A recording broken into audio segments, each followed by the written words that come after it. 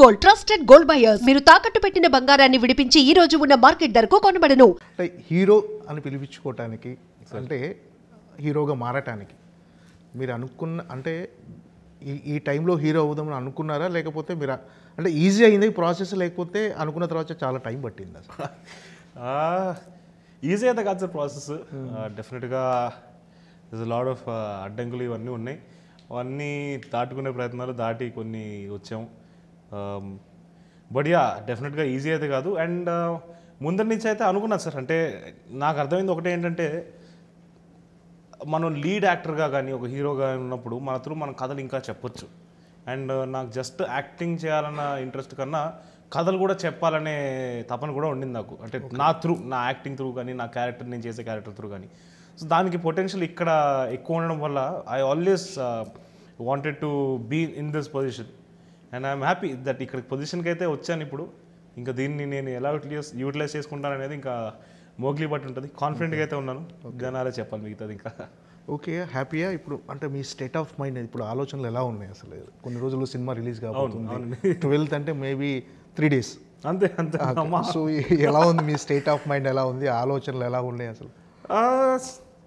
చాలా కొంచెం అంటే ఇక ఒక చిన్న నర్వస్నెస్ అయితే ఉందండి. ఎందుకంటే చాలా ప్రేమతో చాలా ఇష్టపడి చేసిన సినిమా ఇది.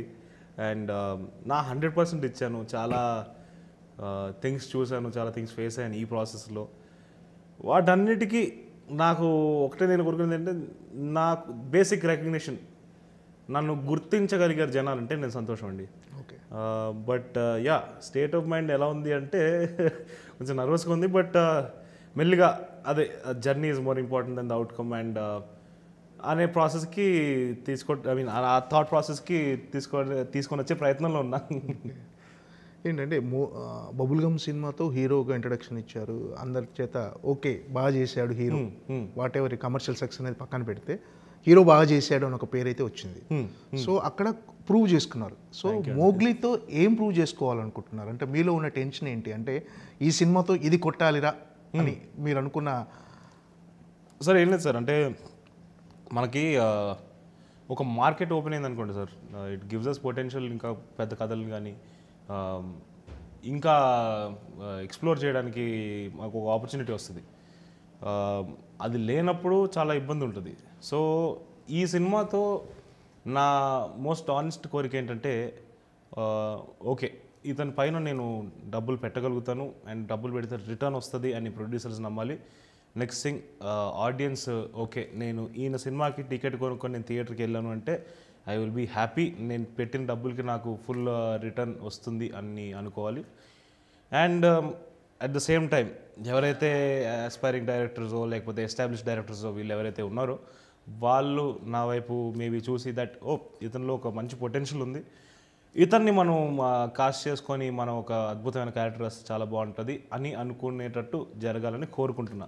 ఓకే, అది సార్ నా అంటే ఎక్స్పెక్టేషన్ అదే సార్. ఎందుకంటే అల్టిమేట్లీ నేను ఇదంతా చేసేది నాకు సినిమా పట్ల ఉన్న ప్రేమ, యాక్టింగ్ పట్ల ఉన్న ప్రేమతో చేస్తున్నాను. అది ఏమిస్తే అది తీసుకుంటాను return. I don't have anything like నాకు ఇదే కావాలి, నాకు ఇది లేకపోతే నేను బతకలేను అన్నట్టు అలాంటివి లేదు. So yeah let's hoping for the best అంతే. అంటే మీరు కెరీర్ స్టార్ట్ చేసిన తర్వాత ఈ 1వ సినిమా కానీ 2వ సినిమా కానీ మీరు అనుకున్న ఎక్స్పెక్టేషన్స్ క్రీచర్, అదే నేను కెరీర్ స్టార్ట్ చేసినంత ఇలా ఉండాలి, ఇలాంటి రెస్పాన్స్ రావాలని ఒక చిన్న ఎవరికైనా ఉంటుంది. సో ఈ 2 మూవీస్ అంటే ఇప్పుడు వస్తున్న దీని ప్రీ బజ్ కానీ దానికి వచ్చిన రిజల్ట్ కానీ దానివల్ల వచ్చిన రెస్పాన్స్ కానీ మ్యాచ్ అయ్యేదా మీ ఫ్రీక్వెన్సీకి? సార్ బబుల్ గమ్ థింగ్ వచ్చేసరికి ఏంటంటే, ఎస్ స్టార్టింగ్లో కొంచెం స్లైట్గా డిసప్పాయింటెడ్గా ఉన్నాను. బట్ తర్వాత నాకు అర్థమైంది ఏంటంటే, మేము అనుకున్న ఫిలాసఫీ, నేను నమ్మిన ఫిలాసఫీ ఏదైతే ఉందో లాస్ట్లో క్లైమాక్స్లో, దట్ మనకన్నా ఇంకెవ్వరు కానీ ఇంకా ఏ థింగ్ ఇంపార్టెంట్ కాదు అనే కాన్సెప్ట్. అండ్ దాని తర్వాతే అంటే మనల్ని మనం కరెక్ట్గా ప్లేస్ చేసుకున్న తర్వాతే మిగతాది ఏదైనా మిగులుతుంది లైఫ్లో అన్న ఫిలాసఫీని నేను నమ్మాను. అది జనాలకి అర్థమైంది. ఓటీటీలో కానీ చూసిన వాళ్ళందరికీ కూడా చాలామందికి ఎక్కింది, చాలామందికి లైఫ్లో ఇంపాక్ట్ చేసింది. నాకు చాలామంది మెసేజ్లు పెట్టారు దట్ వాళ్ళ టాక్సిక్ గర్ల్ ఫ్రెండ్స్ని వదిలేసి వాళ్ళ జీవితాల్లో ఇప్పుడు ఫ్లరిష్ అవుతున్నారు అనేది. సో సినిమా అనే దాన్ని చేసేదే ఆ ఒక ఇంపాక్ట్ కోసం సార్. అండ్ అది ఆ సినిమాకి, నా ఫస్ట్ సినిమాకే that I was able to కాస్త నేను ఏదో మొత్తం దేశాన్ని ఉద్ధరించేసానని కాదు, కానీ ఎవరైతే నలుగురు ఐదుగురు who felt that was very చాలా ఆనందం అనిపించింది నాకు. అండ్ నెక్స్ట్ థింగ్ ఆ డైలాగ్స్ కొన్ని చాలా మందికి ఎక్కాయి. అండ్ నన్ను కలిసినప్పుడు దే వోంట్ నన్ను పిక్చర్ ఓకే సెలబ్రిటీ అని చెప్పి ఫోటో దిగడం కన్నా వాళ్ళకి నిజంగా నచ్చిన డైలాగ్ నా ముందు అన్న నాకు ఈ డైలాగ్ చాలా ఇష్టం, చాలా అంటే లైక్ బాగా చేసావు అన్న ఒక 2 మాటలు చెప్తారు చూడండి, అది నాకు చాలా సంతోషం ఇస్తుంది. ఎందుకంటే it is clear indication that వాళ్ళకి ఆ డైలాగ్ గుర్తుంది, వాళ్ళకి ఆ డైలాగ్ ఎక్కింది, నా పర్ఫార్మెన్స్ వాళ్ళకి నచ్చింది అనేది అది clear indication. So that way bubble గమ్తో I'm very happy sir. Okay, ya. అంటే యువర్ ఆల్సో నెపో కిడ్. అంటే సుమా కనకాల గారు, రాజీవ్ కనక అంటే సినిమా ఇండస్ట్రీలో ఉన్నారు. సో వాళ్ళ వారసునిగా మీరు అవును సార్ హీరోగా ఇంట్రడక్షన్ అవ్వటం, అంటే దేవదాస్ కనకాల గారు అంటే రాజీవ్ కనకాల హీరోగా చేస్తూ క్యారెక్టర్ ఆర్టిస్ట్ కూడా చేస్తున్నారు, కానీ మీరు ఫుల్ ఫ్లెడ్జెడ్ హీరోగా మారారు. సో ఫస్ట్ సినిమా హీరోనే, second so your journey is continue hero as a hero. So ఎలా ఉంది వాళ్ళ మీ ఇది వాళ్ళ బ్యాగేజ్ని అంటే సుమా కనకాల గారు కానీ రాజు వాళ్ళ వారసత్వాన్ని కొనసాగించడం ఎలా ఉంది మీకు అసలు? నంబర్ 1 సార్, నేను వాటిని అన్నింటిని కూడా పెద్దగా ఇంపార్టెన్స్ ఇవ్వటం సార్. ఎందుకంటే ప్రైమరీగా నేను సినిమాలు ఎందుకు చేస్తానంటే నాకు యాక్టింగ్ పట్ల ఉన్న ప్రేమ కానీ సినిమా పట్ల ఉన్న ప్రేమ కానీ అండ్ అది నాకు ఇచ్చే హై ఏదైతే ఉంటుందో దానికోసం చేస్తాను. సో త్రూ దిస్ ప్రాసెస్ ఇప్పుడు బబుల్ గమ్ రిలీజ్ అయిన తర్వాత ఆ గ్యాప్ ఏదైతే ఉందో ఆ గ్యాప్లో నాకు అది పేషెన్స్ నేర్పించింది. అండ్ అప్పుడు కూడా నేను నేర్చుకుంది ఏంటంటే ప్రైమరీగా నాకు జర్నీ అనేది చాలా ఇంపార్టెంట్. ఈ ప్రాసెస్లో జరిగే జర్నీ, నేను వాట్ ఎమ్ ఐ లర్నింగ్, నేను దీంట్లో నుంచి ఏం తీసుకుంటున్నాను నా లైఫ్లోకి, నేను దేన్ని ఇంక్లూడ్ చేసుకుంటాను ఈ ప్రాసెస్లో జరిగిన లర్నింగ్లో నుంచి. సో ఈ జర్నీ నాకు ఇంపార్టెంట్ అయినప్పుడు పక్కన జరిగే నాయిస్ అంతా ఉంది కదండి, వాటిని డిలీట్ కొట్టడానికి నేను చూస్తున్నాను. ఓకే, అంటే వేరే కొత్త హీరో అంటే పర్లేదు, ఆల్రెడీ ఒక నేపథ్యం ఉన్న హీరో మీ మీద ఎక్స్పెక్టేషన్ అనేది డెఫినెట్గా సుమా కనకల్ గారి అబ్బాయి రాజు కన్నా అంటే ఖచ్చితంగా ఉంటుంది సార్. సో అది ఎంతవరకు మీకు అంటే అడ్వాంటేజ్గా అనుకుంటున్నారా, లేకపోతే ఎక్కువ ఎక్స్పెక్టేషన్స్ అంటే ఒక కొత్త హీరో అనుకోండి, సరే ఎలా చేస్తాడో చూద్దాం అనుకుంటున్నాం. సో మీకు ఒక బ్యాక్గ్రౌండ్ ఉండేసరికి డెఫినెట్గా మోర్గా ఎక్స్పెక్ట్ చేస్తారు.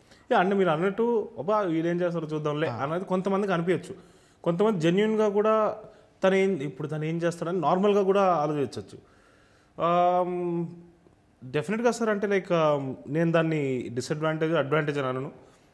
నేను it is an opportunity for me to challenge my self and to prove my self ఇంకా బెటర్గా. సో అగైన్ నా క్రాఫ్ట్ని నేను నమ్ముకొని నా కర్మని నేను చేస్తాను. ఇంకా మిగతా ఆడియన్స్ చేతిలో ఉంది సార్, వాళ్ళు ఏమనుకున్నా at the end of the day ఒకవేళ నిజంగా నేను చేశాను అంటే ఎవరు ముందు ఏం మాట అన్నా కూడా దాన్ని వెనక్కి తీసుకుంటారు 100%. ఆ క్లారిటీ ఆ నమ్మకం నాకు మన ఆడియన్స్ పైన అయితే ఉంది.